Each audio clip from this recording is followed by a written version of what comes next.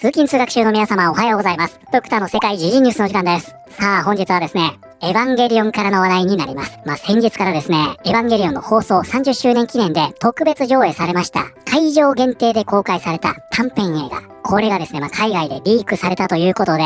大騒ぎになっていたんですね。するとその後、なんとですね、この版元でありますスタジオカラーが自らその傷口を広げてしまったのではないかということで、こちらね、大騒動になっています。公式側からは詳細発表しておりませんので、一体海外で何が起きていたのか詳しく見ていきたいと思います。この番組は海外のホットな時事ニュースをお届けします。通勤通学のともにちょうどいいチャンネルとなっていますので、ぜひチャンネル登録お願いします。さあそれでは本題です。こちらね、見えておりますが、先日からね、これだいぶごたついているんですが、先月になりますね、2月21日から23日まで、ここにね、見えておりますが、エヴァンゲリオン放送30周年記念特別興行とあります。この30周年を記念したイベントというのが開催されました。そしてこの中でですね、このために作られた1日1回、この会場限定で短編が公開されました。それがね、まさにこちらにあるんですが、30周年記念特別興行の上映を行うことが決定しました。本イベントのために制作される約13分間の新作短編アニメーション。そしてここです。各1日1度だけの上映、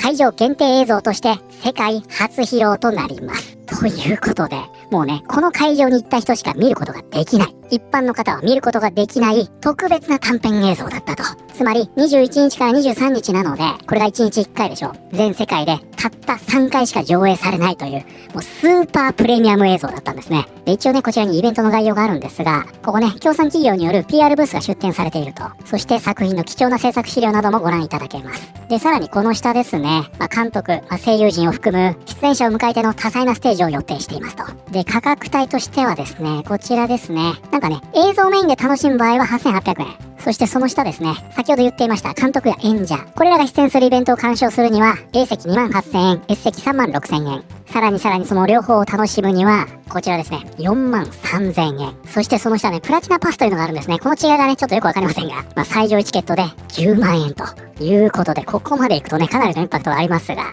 このくらいの価格帯だったということですね。なんですが皆さん、ここの会場に行かないと見ることのできない映像、この時点ではね、一般公開ないだろうと言われていたようなんですが、どうなると思いますか？そうなんですよ。盗撮されるんですね。で、どうやらですね、これがね、海外で拡散されてしまったということのようなんです。著作権者からの申し立てにより無効になりましたとありますね。で、もうね、この下見てください。こういったミームがね、貼られていると。ここね、安倍首相のいつものやつですね。そしてこちらもそうですね。これ切り抜いた画像なんじゃないかなと思いますが、現在ね、申し立てにより見ることができなくなっています。そして、このね、申し立てをしたのが、安野さん率います株式会社カラーだったんですが、この時の手続きで大変なことになっていくんですね。で、まさにね、この人がその申し立てを受けた人物なんですが、この人自体が盗撮したわけじゃないですよ。現在ね、この画像自体もまた削除されているようですが、こんなこと言ってるんですね。私のアスカの動画が、スタジオカラーから著作権の申し立てを受けたんだけど、一番笑えるのは、彼らが証拠として、イベント限定で作られた15分の本編を 4K のまま Google ドライブでリンクしてきたことだ。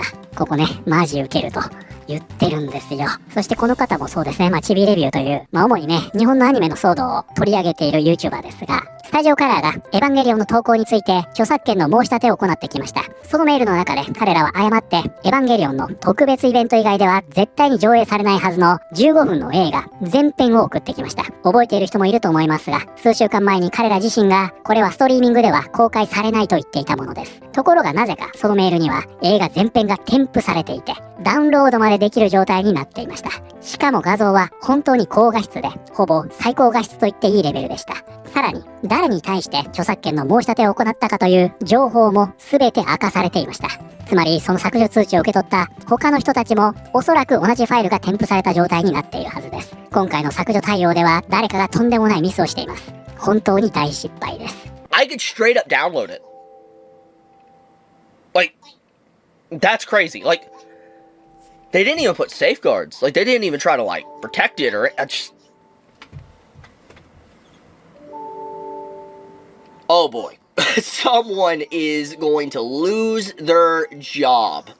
ということで、これに関してはね、先ほどの方と言ってること同じですね。なんとですよ、このね、著作権侵害の申し立てをする際に、この株式会社カラー、私たちが版元ですよというのを証明するために、めちゃめちゃ高画質のこの短編映像のデータを Google ドライブで相手方に共有してしまったと。で、それ Google ドライブですから。実際ね、ここに見えているんですが、これね、ダウンロードできる状態になってしまっていたんですね。ネットで共有されていたというのは、盗撮された動画だったと言われていたんですが、これを取り下げてもらうために 4K の完全版を相手に渡してしまったと。このように言われてるんです。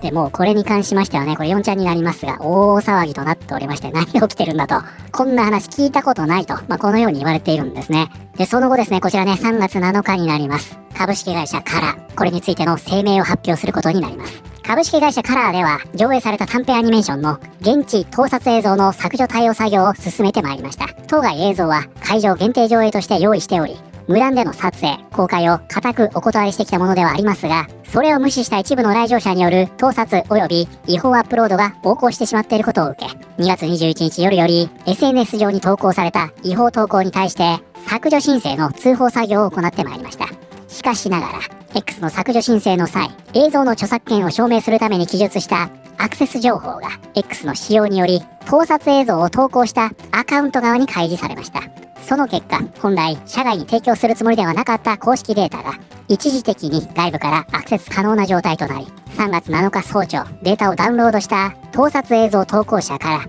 公式映像が不当に拡散されるという事態を招いてしまいました。事態発覚後、即時データ削除を実施しましたが、本件は担当者の作業工程における人的ミスであり、X 上での削除申請使用への理解不足や誤認によって、盗撮映像投稿者への公式データを開示してしまったことに起因いたします。作業責任は株式会社カラーにあり、事態を大変重く受け止め、至急対応、収束に努めております。ということで今回ね、問題になっているのはこちらなんですね。これね、株式会社カラーのこの声明からもね、この担当者の混乱ぶりというのがね、非常によくわかるんですが、これね、X の使用によりとありますが、これ厳密に言うとね、X ではありません。だからこれね、会社の中に YouTuber が一人いればね、よくわかってると思うんでね、これは起こらなかったんじゃないかなと思うんですが、これね、X の使用ではなくって、デジタルミレニアム著作権法というものなんですね。それはね、こちらにありますが、デジタルミレニアムコピーライトアクト、これね、DMCA と言いますが、アメリカのネット、SNS、ここでの著作権を扱う法律になっています。だから X とか YouTube がまさにこれに当たるんですね。でね、これどういった仕組みかというと、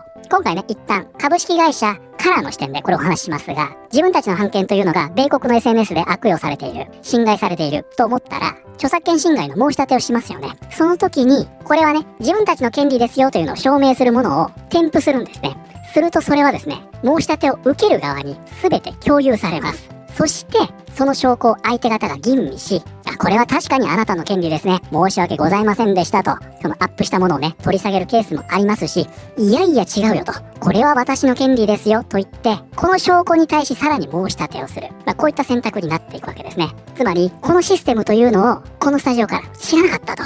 おそらくね、この自分たちの証拠というのを全部 X が管理して、そして X が吟味して、削除してくれると思っていたんでしょうね。なので、誰が著作権侵害をしているのか、そして自分たちはこういったデータをちゃんと持ってますよ。これを証明するための高画質の元データまで全部送ってしまったと。で、さらにこの送ってしまった高画質版までも、今はどこかしらから漏れてしまい、ネットに上がってしまっているというわけですね。ちょっとね、この方に対してのコメントを見ていきたいと思いますが、つまり、コピーライトストライクを受けた全員に完全版へのリンクが送られたということが、こうなったらスタジオカラーはどこから流出したのかわからなくなるだろうね。これが事故だったなんて到底納得できない。口止め料としてその映像を使ったとしか思えない。これはもう本当にみんな信じられないと言ってますね。彼ら自身がその映像を配布してしまったのか。ということでここではね、そのリンクを教えてよ。早くリークしてよと、これを要求されているという状態です。で、こちらね、株式会社カラーがこれを伝えています。この時代ではこういうことは避けられないと思います。誰もがスマホを持っていて、誰かが動画を撮影するのは時間の問題でした。完全にコントロールするのは不可能です。カラーは悪くない。悪いのは盗撮したやつ。SNS に動画をアップしたやつ。それを拡散したやつ。もう海外展開やめれば、ろくなことないよ。エヴァフェスすごく楽しかったのに、興ざめもいいところ。かわいそうすぎる。こんなことで流出するなんて普通思わんやろ。ソフト化するつもりだったろうに、無償公開になってしまうとは、カラーにいいことがあってほしいぜ。映像の権利を盗んだ共犯者ども、絶対に許さない。安野さんが当日朝まで心血注いで作ったものなのに、人の思いを、努力を踏みにじって侮辱する行為です。地獄に落ちますように。ね、この方激おこですね。映像の利益還元が難しくなり、株式会社カラー様の損失が心配です。何がしかの商品やイベントがあれば、購入などで支援していきたいと思います。一部の悪質な人間による犯罪が、大切な作品に深刻なダメージを与え、これらの活動にストップをかける。ファン側としても犯罪者を厳しく監視したいと思います。ということで、このリプランにはね、当然ね、日本の方になりますが、もうほんとね、みんな激怒しているというような状態ですね。で、これを受けましてですね、プクタもね、真っ先に思いましたよ。もうここまで来ちゃったら、一般公開するほかないでしょ。ということで、こちらですね、一般公開されました。でね、これ面白いのがね、30周年記念フェスにて上映された短編アニメーションを、新エヴァ公開から5年目となる3月8日よりカラー公式 YouTube チャンネルにて公開いたします。ということで、これはやっぱりね、ちょっと責任問題になってしまいますからね。そもそもね、これ会場限定ですと言って、チケットを売り、先月公開されたものですから、もう今回の騒動を受けてやむなくというのはもう間違いないんじゃないかなと思いますが、ここではね、新エヴァ公開から5年目の記念と、こういった立て付けで一般公開されました。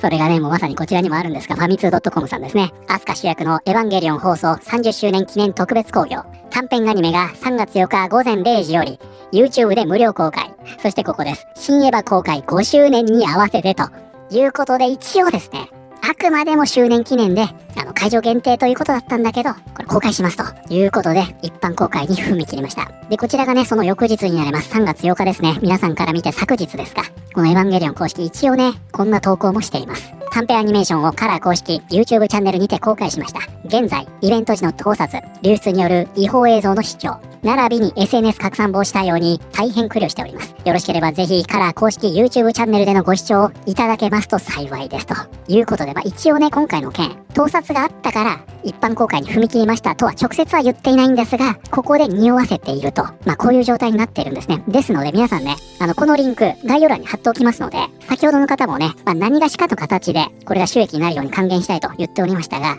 現在ね、こうなっておりますから、YouTube を見ることで、収益にしてね、還元することが可能です。現在公式でちゃんと配信されておりますので、ぜひね、皆さんこちらでご覧になっていただけたらと思います。現在ですね、公開から10時間で約120万回ですか、再生されているようですね。でもね、これに関しましては、つい先月ですよ。実際ね、足を運んで会場で見た方はね、複雑な思いを抱えているようですね。実質、この短編映画のためにイベントに行ったと言ってもいいくらい、思い出に残るフェスだったが、正直、お金を払って努力して足を運んだ身としては、軽んじられてる気がしてんだな。来場者だけの限定公開と言っていたのに、わずか2週間で一般公開されるなんて、ファンをバカにしているとしか思えない。30年来のエヴァファンです。団長の思いでフェス参加を断念したので、短編アニメの公開はとても嬉しいのですが、同時に複雑な気持ちでもあります。できましたら他のコンテンツと合わせてソフト化をしていただけないでしょうか。ステージで見たものです。1ヶ月経たずこうなってしまって悲しい気持ちと、もう一回見れるのかという喜びが半々です。言った組からすると公開早すぎんだろって気持ちと、本当はもっと違う形の予定が盗撮のせいなんだなっていう複雑な気持ち。すごくありがたい措置ですが、この決定に至るまでのプロセスに素直に喜べない状態です。意図を組ませていただいて、公式チャンネルから視聴させていただこうと思います。はい、ということでですね、イベント限定で公開されましたエヴァンゲリオンの短編映像、これが海外でリークされまして、最終的にはたったの2週間で公式が自らこの公開に踏み切ったという話題を見てまいりました。いかがだったでしょうか。いやー、これはね、もうほんとなんとも複雑な思いになりますよね。でね、この盗撮を防ぐことができなかったという件に関しては、もうね、このイベントの主催者側の問題ではないんですね。もうこれね、全世界的に無理なんですよ。もうプレミア感が出れば出るほど狙われるわけですから、もうスマホを取り上げたところでね、他の手段で撮影するわけでしょ。なのでこれに関してはね、この限定公開というモデル自体に今の時代無理が来ていると、そういう風に考えてね、この運営陣は開き直るぐらいでいいんじゃないかなと、個人的には思いますけどね。で、これね、逆のパターンもありまして、一応ね、クローズでイベントやりますよ。その情報は漏らさないでくださいね。主催者側がね、こう言うんですね。なんだけど、どこかでね、その情報をリークされるのを期待しているというケースもあるんですよ。限定的にね。このエヴァのケースは違いますよ。で、一回これ実際あったんですが、ドクターね、とある限定イベントに招待されまして、そこね、たくさんのプレスも来ていたんですが、ちょっと他のイベントもあったんでね、そこね、数百人の一般のお客さんも入れていました。で、その主催者が、皆さんにね、今日ここで聞く情報に関しては、SNS 等でね、発信しないでくださいねと言いました。するとですね、そこに来た人たちのリテラシーがあまりにも高かったため、一切情報出ませんでした。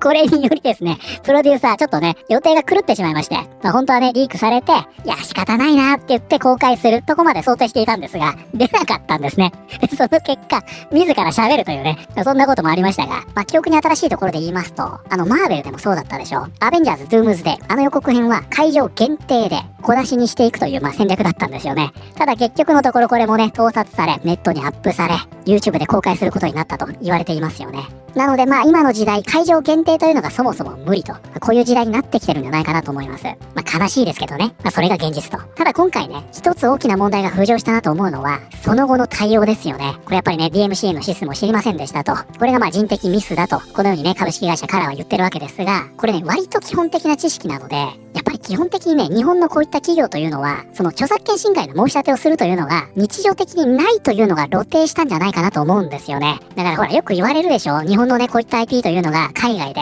ものすごい著作権侵害される。なんでディズニーのようにちゃんと毅然な態度をとって申し立てをしないんだ。こんなことってよく言われるんですが、やっぱりね、未だにその性善説に基づいてね、現在もやってきてしまってるような気がして、いざこういうのに直面すると、その方法がわからないということですよね。ただ現在は日本の IP が海外でも人気になり、これね、国内だけだったらその性善説でよかったんですが、海外に行くとね、これが通用しなくなってしまい、こういうことが起きてしまうのかなというような気はしましたね。なので、今後の課題としてはね、こういうのがあった時に、自社でね、こういった専門家を雇うとか、その体力がなければ、こういうのがあった時にすぐ相談できる、専門家とのコネクションを作っておくとか、これがね、一つの課題として浮かび上がったんじゃないかなと思いましたが、皆さんはこれについてどのように思われたでしょうか。ということで、本日の動画は以上になります。この動画良かったよと思っていただいた方、ぜひチャンネル登録、グッドボタンをお願いします。それではまた、通勤通学中にお会いしましょう。